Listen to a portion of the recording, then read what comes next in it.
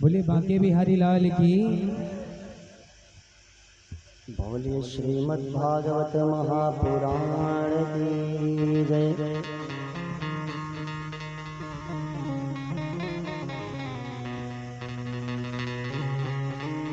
इस कल्प वृक्ष के प्रांगण में उपस्थित हमारी भक्तिमती मई माताएं, पिता पूज्य जन, भाई बंधुजन, इष्ट मित्र सखाजन,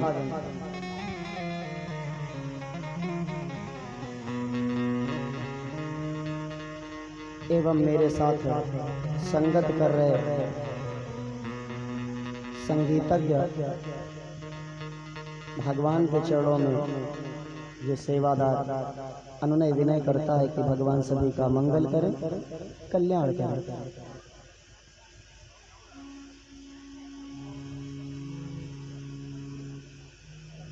कथा का अष्टम दिवस आज।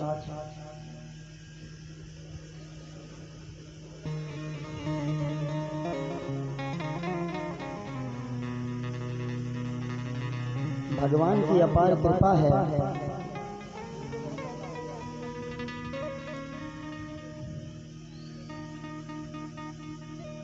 हम सभी ने कल की कथा में श्रवण किया कि कन्हैया नंद बाबा सहित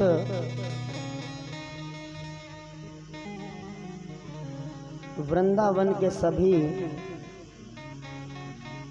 नगरवासी सहित गोवर्धन पर जाकर दिव्य पूजन अर्चन किया। आप सभी का सौभाग्य था कि आप सबने गोवर्धन महाराज की दिव्य झांकी का दर्शन किया और जिन्होंने निहारने का प्रयास किया उन्होंने दर्शन भी किया। जाकी रही भावना जैसी प्रभु मूरत देखी तिन।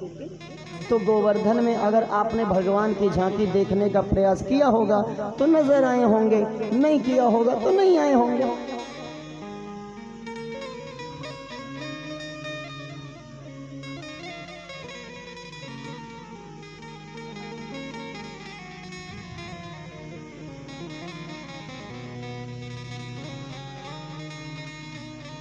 अब भैया गोवर्धन महाराज की जब पूजन अर्चन हुआ तो जितनी सामग्री थी ग्वालाओं के सामने, मैया के सामने एक कृष्ण तो खड़े ही खड़े हैं और दूसरे रूप से प्रकट किया तो गोवर्धन के ऊपर विराजित हो गए और जितना मालपुआ आया भगवान बड़े भाव से भोग लगा रहे हैं।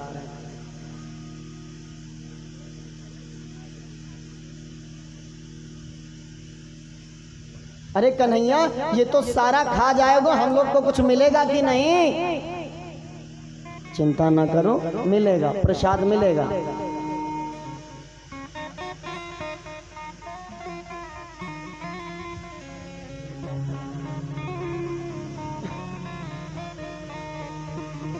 अब भैया गोविंद ने थोड़ा थोड़ा प्रसाद सबको चखवाया।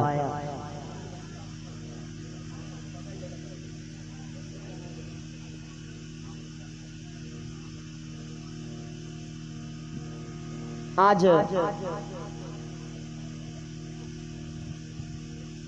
जब गोवर्धन महाराज का पूजन संपन्न हुआ तो इंद्र के पार्षदों ने बताया कि भैया जो हमारा पूजन का दिन निश्चित था आज तो हमारी पूजा हुई नहीं।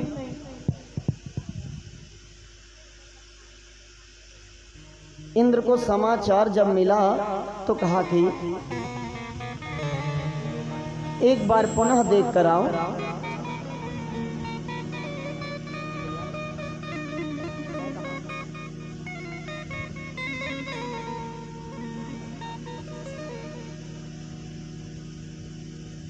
अब इंद्र ने पुनः पार्षदों को भेजा, पुनः पार्षद जन आए किसकी लीला है? अरे कोई कन्हैया नाम का है, छोटा सा बालक है, अच्छा। अब जो इंद्र ने देखा कि पहाड़ का पूजन हो रहा है, जो साक्षात भगवान गोवर्धन है,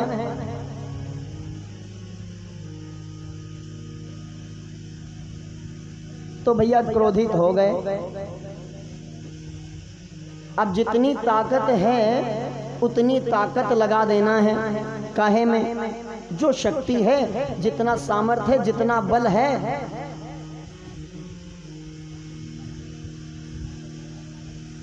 ऐसी आंधी चलाई, ऐसा बारिश किया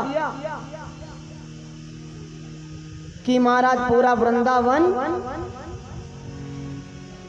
भरने लगा, जलमग्न होने लगा।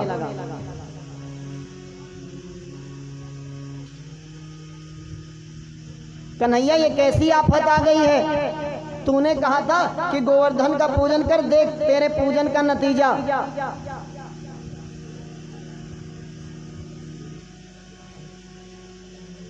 इंद्र भगवान नाराज हो गए हैं। अब हमारी गौएं कहां जाएंगी, हम सब कहां जाएंगे?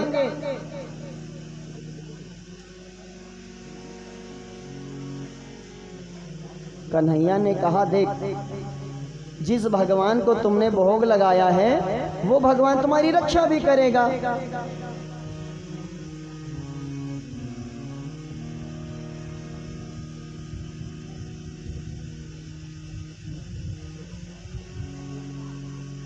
आज कन्हैया ने कहा कि सुनो, मेरे कान में ना गोवर्धन भगवान आए थे अभी, और कान में एक मंत्र देकर गए हैं। कन्हैया हम लोगों को भी तो बताओ कौन सा मंत्र देकर गए हैं।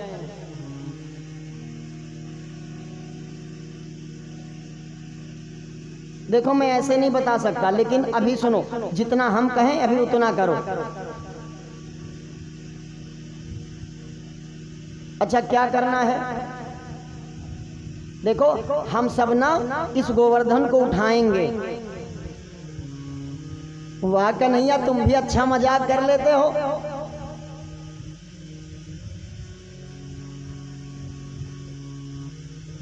तुमने इसे छाता समझ रखा है क्या?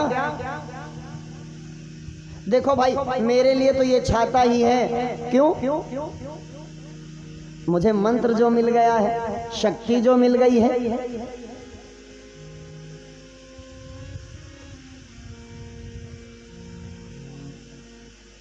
अच्छा कहा कि सुनो, जितने ग्वाल बाल हो, जितने लोग हो, लाठी डंडे जितने गौ चराने के लिए हो ना, सब मेरे साथ आओ। कन्हैया ने सबको बुलाया।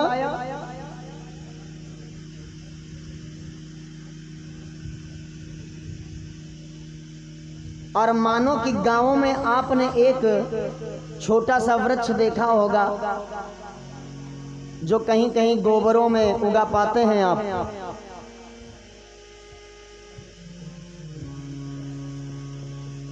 कन्हैया ने सिर्फ अपनी कनिष्ठ उंगली लगाई है महाराज,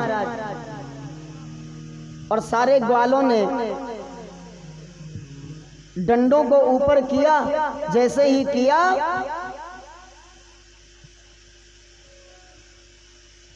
कि महाराज गोवर्धन महाराज आज एक छाते के समान बनकर मानो वृंदावन में रहने वाले समस्त भक्तों की रक्षा कर रहे हैं।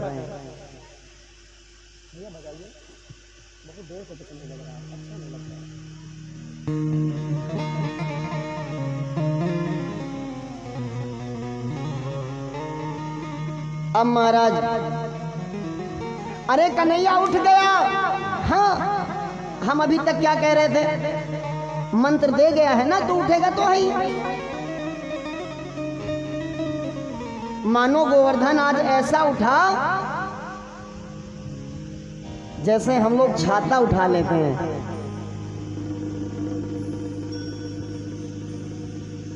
कन्हैया मान गया मैं कि तेरे भगवान में शक्ति तो है। अब सारी गौओं को ले आओ इसके नीचे, सारी गौओं को ले आओ।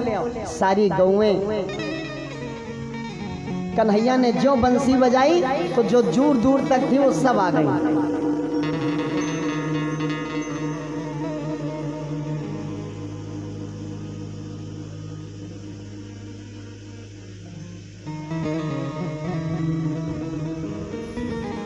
महाराज एक सप्ताह तक इंद्र ने ऐसी मूसलाधार बारिश की आंधी चलाई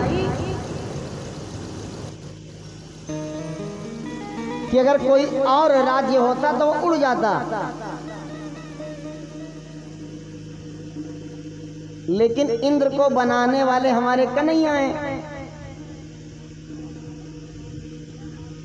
तो महाराज आज एक कनिष्ठ उंगली से गोवर्धन को कन्हैया ने उठाया है, सभी उसके नीचे हैं। एक सप्ताह तक बारिश हुई।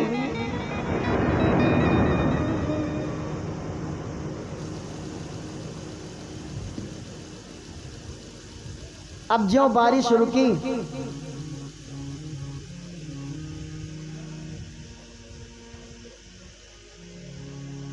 तो कन्हैया ने गोवर्धन महाराज को ज्यों का त्यों रख दिया।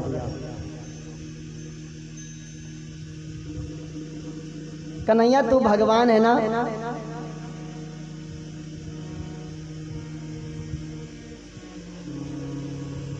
जितने राक्षस गोकुल में है तूने मारे, और आज देख इतना भारी विशाल पर्वत को भी उठा दिया।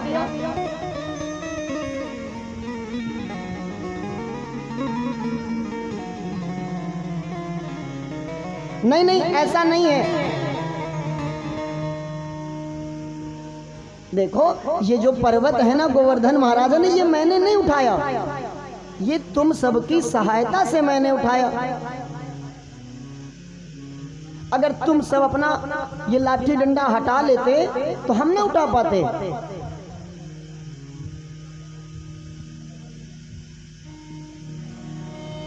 कन्हैया ने किसी तरह से हर प्रकार से सबको समझाया।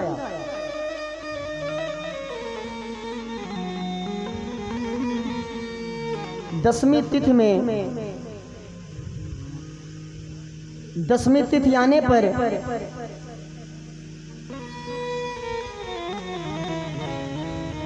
एकांत अवसर पाकर इंद्र आए हैं और कन्हैया के चरणों में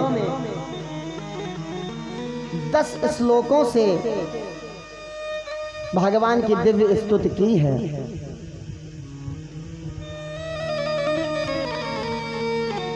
भगवान सब पर अनुग्रह करते हैं तो आज इंद्र पर भी कर रहे हैं। अहम इंद्रो ही देवानां त्वं गवाम इंद्रतामगतः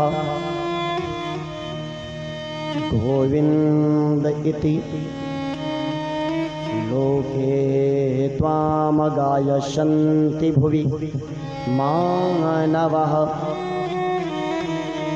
इंद्र क्षमा याचना करते हुए प्रस्थान कर गए। दशमी को इंद्र गए, अब दूसरे दिन एकादशी आ गई। एकादशी को नंद बाबा निर्जला व्रत करते हैं।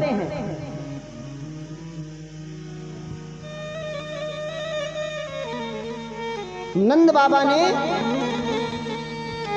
एकादशी का व्रत रखा, व्रत को बड़े प्रेम से संपन्न किया और संपन्न करने के हम लोगों के सनातन धर्म में सूर्य उदय जब होता है तब पारण करते हैं। तो आज नंद बाबा को क्या लगा, रात्रि के 12 बजे ही उठ गए। उन्हें लगा कि ब्रह्म बेला हो गई है, समझ नहीं पाए। एक बार ऐसे मैंने भी समझ लिया था, सायंकाल की बेला थी, कहीं से आए थे, थक कर आए थे बहुत ज्यादा। जब उठे तो जो नित्य क्रिया होती है प्रातःकालीन बेला की, मैंने प्रारंभ किया। तो बाद में घर वालों से पता चला कि भैया अभी तो शाम है। तो होता है कभी कभी। तो नंद बाबा को लगा कि महाराज ब्रह्मवेला हो गई है, चलो स्नान के लिए चलते हैं। आज स्नान के लिए गए। रात्रि में हम लोगों को किसी भी तीर्थ स्थान में स्नान नहीं करना चाहिए। किसी भी पेड़ पत्ती को छूना नहीं चाहिए। किसी भी जलाशय या सरोवर में स्नान आदि नहीं करना चाहिए। क्यों? वरुण देवता भगवान विश्राम करते हैं, और जब आप किसी के विश्राम में बाधा डालते हो तो आप कितना क्रोधित होते हैं। स्वयं से पूछिए ये बात कि आप जब अच्छी नींद में हो और कोई आकर आपको जगा दे तो आपकी मनोदशा क्या होती है।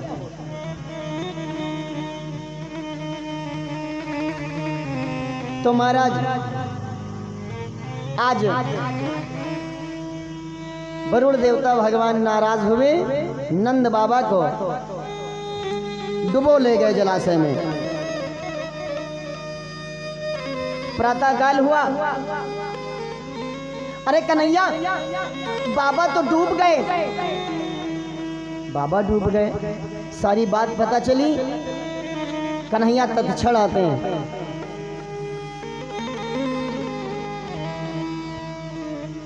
कन्हैया ने छलांग लगा दी।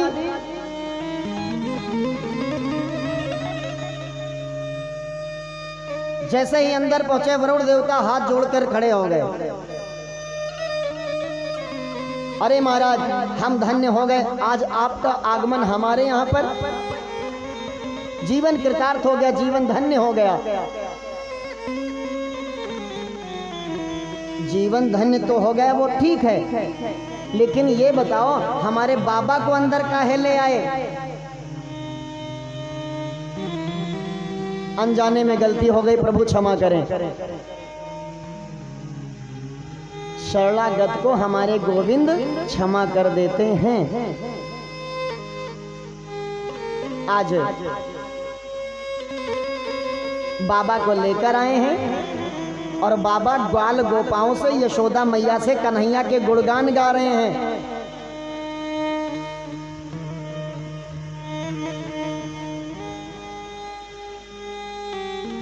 अरे कन्हैया की तो पहचान देखो कहां कहां है। वहां सब इसको प्रणाम कर रहे थे, मैंने अपनी आंखों से देखा।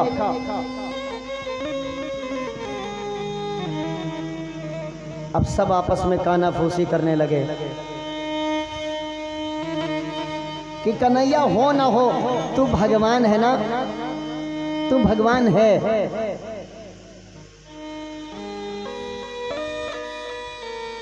अच्छा ये बता, अगर मैं भगवान हूं तो तुम लोग क्या करोगे? मान लो मैं भगवान हूं तो तुम क्या करोगे बताओ? कन्हैया अगर तू भगवान है तो मेरी इच्छा है, मैंने सुना है बैकुंठ बड़ा सुंदर है, मुझे बैकुंठ दिखाएगा, बैकुंठ का दर्शन कराएगा क्या?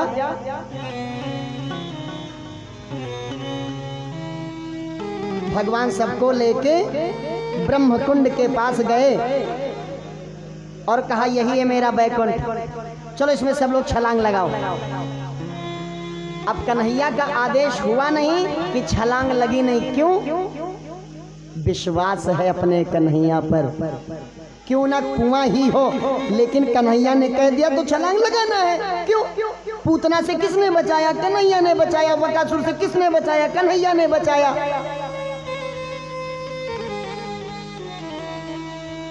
तो कन्हैया के प्रति ग्वालों का इतना विश्वास है कि कन्हैया जिधर इशारा कर देंगे ग्वाले कूद जाएंगे। कन्हैया ने कहा और ब्रह्मकुंड में ग्वाले कूद गए, और जैसे ही कूदे तो वहां पर क्या देखते हैं? शंकर भगवान विचरण कर रहे हैं। नारद जी अपनी वीणा बजा रहे हैं।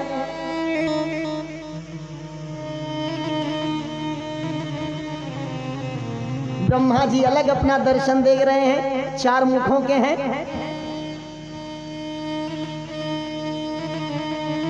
ब्रजवासी बोले भैया राम राम।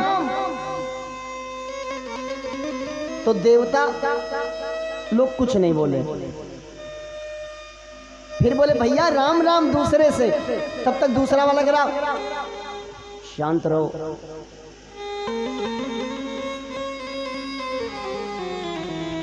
अरे भैया काऊ ते तो राम राम ना करे यहाँ,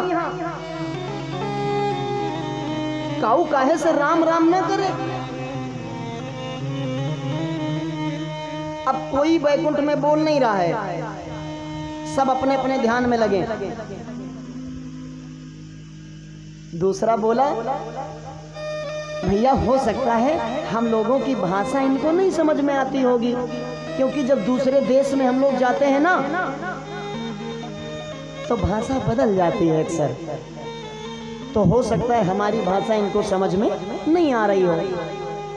कोई बात नहीं।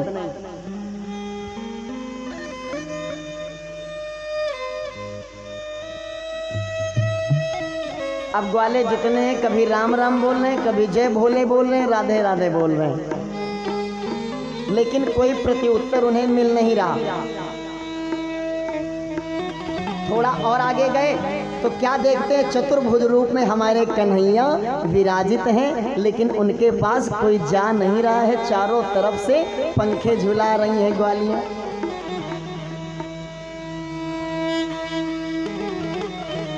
अरे ये तो अपना कन्हैया है। ओहो यही है चतुर्भुज नारायण।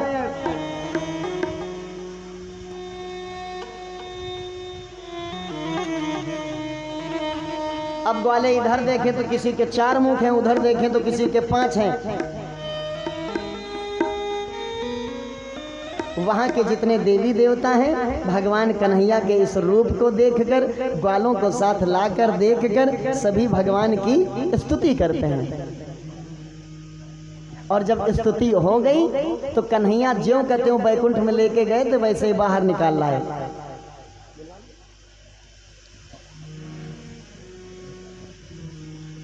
बैकुंठ से बाहर आ गए और कन्हैया ने मंद मंद मुस्कान से बंसी छेड़ी है, और जितना कुछ ग्वालों को याद था सब फिर से वैसे ही कर दिया।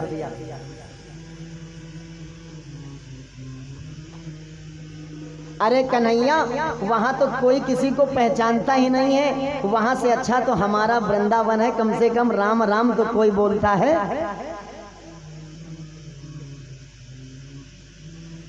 इस प्रकार से सुखदेव जी महाराज आगे की कथा में महारास में प्रवेश करते हैं। बोलिए वृंदावन बिहारी लाल की जय। बोले बांके बिहारी लाल की। और हमारे बीच में वो समाज सेवक आए हैं, वो भी गुरु जी से आशीर्वाद लेना चाहते हैं। मैं उन्हें निमंत्रित करना चाहता हूँ। स्त्री वेलफेयर फाउंडेशन की राष्ट्रीय अध्यक्षा नीलू त्रिवेदी जी